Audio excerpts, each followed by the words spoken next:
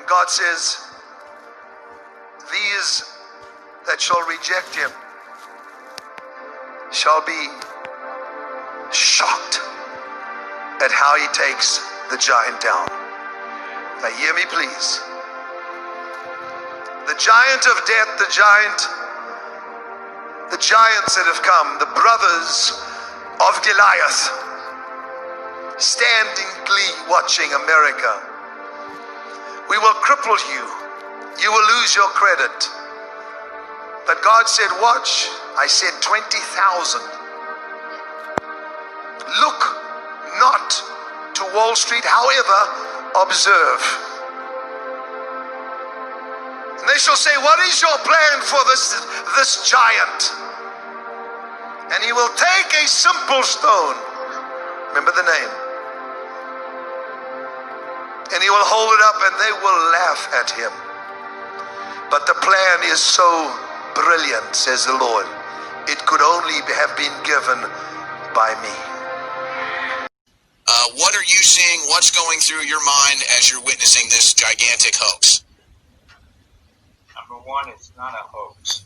What's happening now, and the reason I couldn't come on the Alex Jones show last night was I was not given the permission that I needed to in order to say what I'm about to say now. I do not work for the federal government. I'm not paid by it.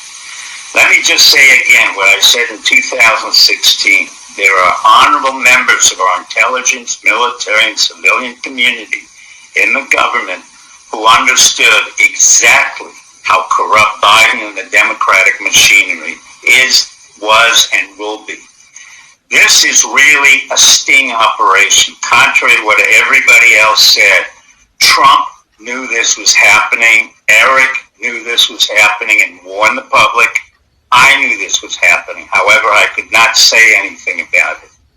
What happened was we watermarked every ballot with what's called the QFS blockchain encryption code. In other words, we know pretty well where every ballot is, where it went, and who has it. So this is not a stolen election. On the contrary, we reversed the entire game of war along the lines of Sun Tzu, the art of war. And Trump was brilliant and still is brilliant at it.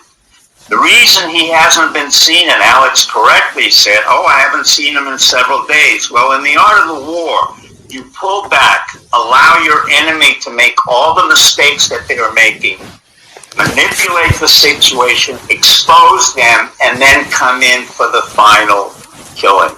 And that's what's happening now. None of this was unexpected. All of this was expected. All of this is part of the sting operation we're running. And let me tell you that 48 hours ago, not only did we put markers on those ballots, but I can say now, with the permission of people in the intelligence community and elsewhere, that we have sent out thousands and thousands of National Guards to 12 different states: Washington, Delaware, Texas, Arizona, Alabama, and everywhere. So now you have to consider and rethink what this is really about. The genius of Trump is that he is able to pull back at any point and manipulate the opponent without the opponent ever realizing. He has said repeatedly, #steal the vote. That's exactly what he has said for months.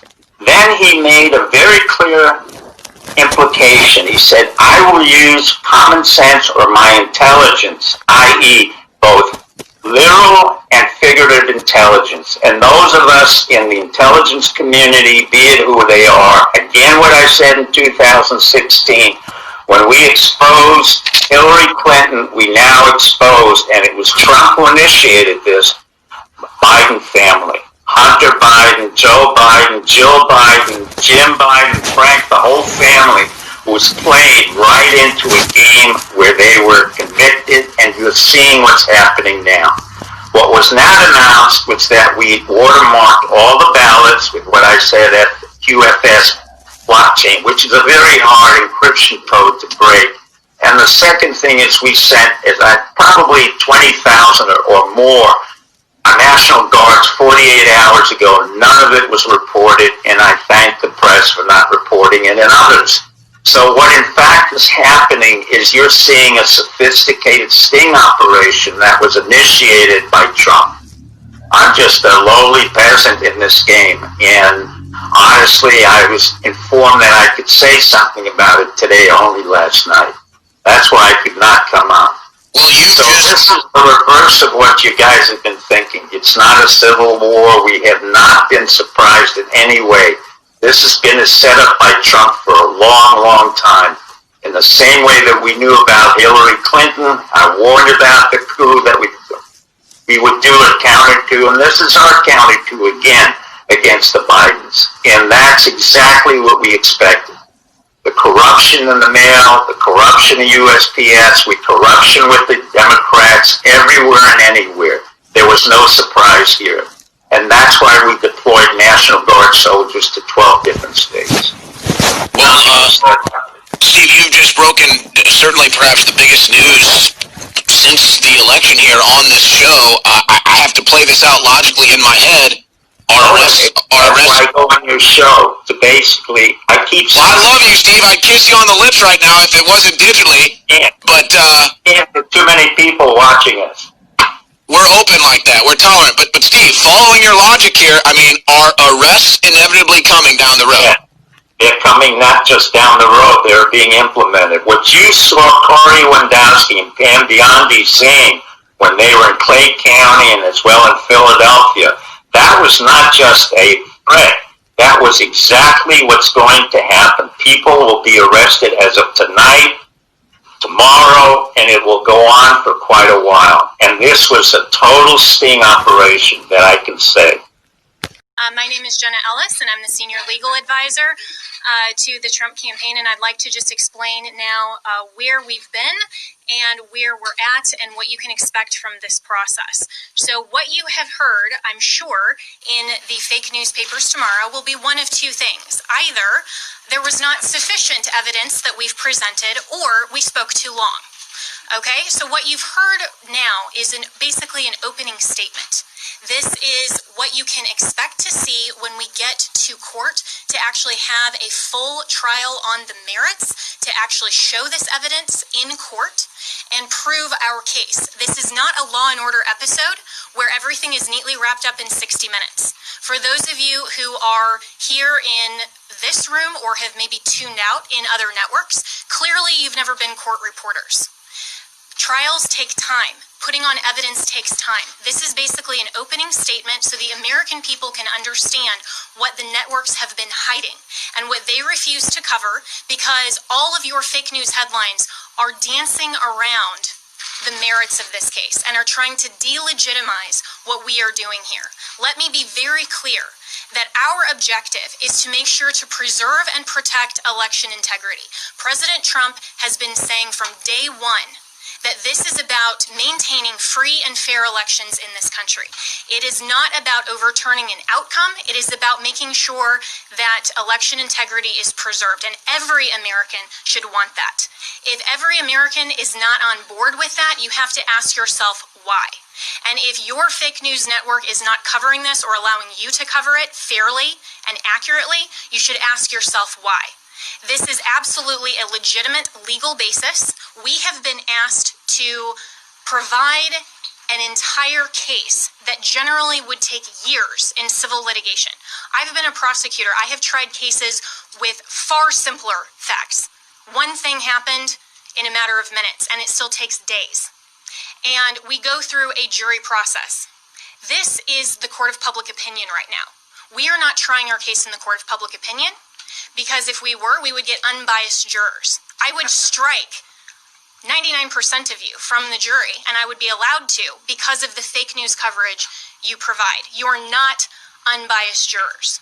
And until you step out of your role as a journalist and actually go into a courtroom and you are a judge on a bench that has sworn an oath to be unbiased in our separation of powers, then your opinion does not matter. The facts matter, the truth matters, and if you are fair reporters, you will cover that fairly and appropriately, and you will allow coverage of our media team. Hear me! For I have found a man after my own heart. found a man after my own heart, and he is amongst you. He is one of the brothers that singled out for presidency of the United States of America, says the Lord. I have searched for a man and a woman who would stand in the Oval Office and pray and call for the restoration of the fortunes of Zion.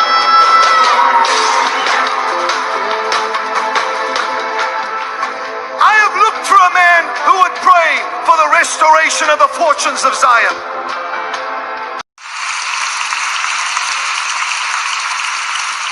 And above all else, we know this. In America, we don't worship government, we worship God.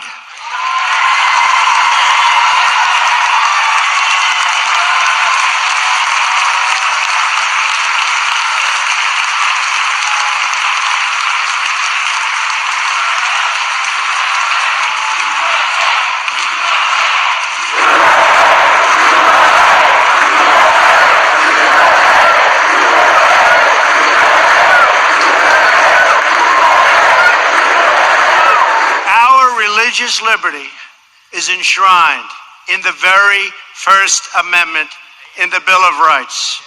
The American founders invoked our Creator 4 times in the Declaration of Independence.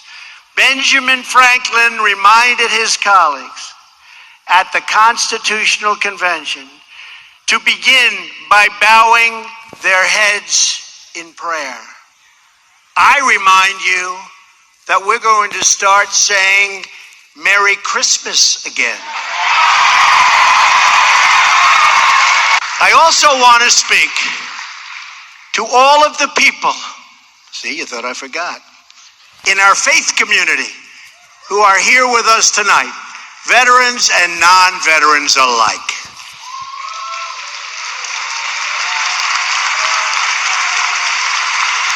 You're never going to be forgotten. You'll never be forgotten. My administration will always support and defend your religious liberty.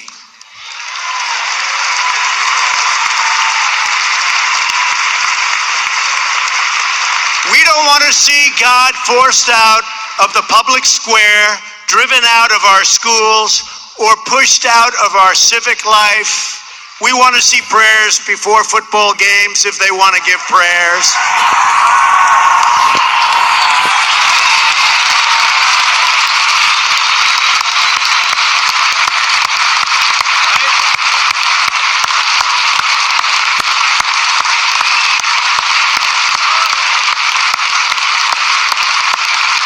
We're going to tell them Trump's going to win.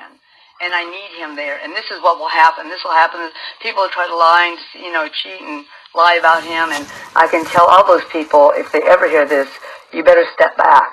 Because this is God's time. He chose who he wanted. He's not forgotten him. He's not going to let up on what he's doing with him. And no one will win. And the next election, they won't win that either. He will.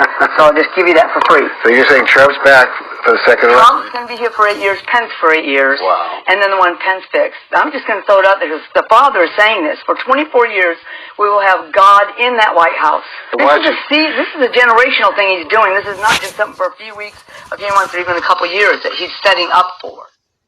What we are really dealing with here and uncovering more by the day is the massive influence of communist money through Venezuela, Cuba, and likely China in the interference with our elections here in the United States. The Dominion voting systems, the Smartmatic technology software, and the software that goes in other computerized voting systems here as well, not just Dominion, were created in Venezuela at the direction of Hugo Chavez to make sure he never lost an election after one constitutional referendum came out the way he did not want it to come out. We have one very strong witness who has explained how it all works. His affidavit is attached to the pleadings of Lynn Wood in the lawsuit he filed in Georgia. It is a stunning, detailed affidavit because he was with Hugo Chavez while he was being briefed on how it worked. He was with Hugo Chavez when he saw it operate to make sure the election came out his way. That was the express purpose for creating this software. He has seen it operate, and as soon as he saw the multiple states shut down the voting on the night of the election, he knew the same thing was happening here, that was what had gone on. Now, the software itself was created with so many variables and so many back doors that can be hooked up to the internet or a thumb drive stuck in it or whatever. But one of its most characteristic features is its ability to flip votes.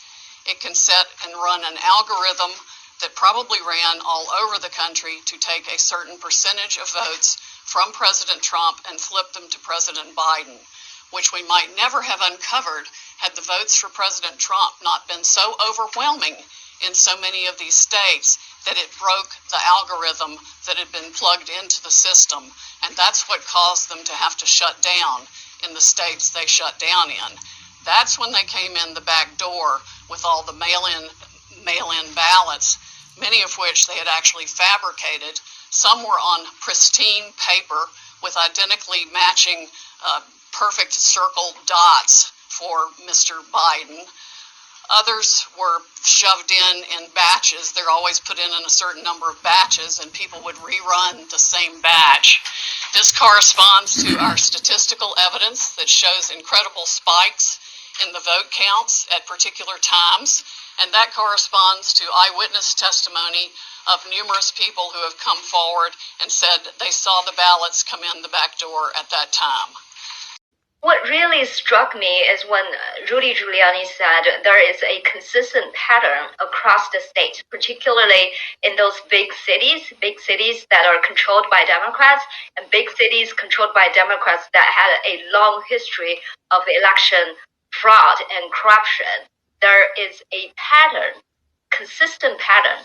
What is the pattern? The pattern is, they have a pattern, and that pattern suggests that there is a centralized plan to execute the fraud across the state and cities. And, the pattern is there is a spike in the early morning of November 4th for Biden votes. And another thing is Republican poll challengers and poll workers were intimidated and harassed, so they could not function. They could not do their job. And also, there is no inspection on mail-in ballot counting process. There is no requirement for signature check on mail-in ballots. Some places even forbid the workers to check the IDs when people want to vote. And there are plenty of affidavits that suggest that ballots were counted multiple times in those big cities. So, it's very interesting that when I heard there's a consistent pattern, and when he laid out that pattern, I was like, this is exactly the pattern I observed from my interviews recently.